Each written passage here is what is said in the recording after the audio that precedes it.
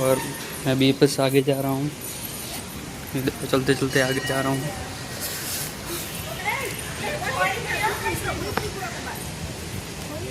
और देखो दोस्तों, यहाँ पर पानी है, यहाँ पर ताला लगा हुआ है। यहाँ पर साईं बाबा का मंदिर है, साईं बाबा और त्रिदेव और गणपति का मंदिर साथ में है।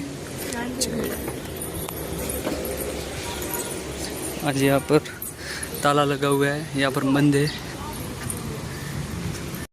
ये हमारे श्री चारभुजा जी नाथ जी का मंदिर है और ये इनकी आरती है इधर। और ये देखो, बहुत अच्छा मंदिर है इधर। आओ कभी दर्शन करने के लिए आप लोग भी।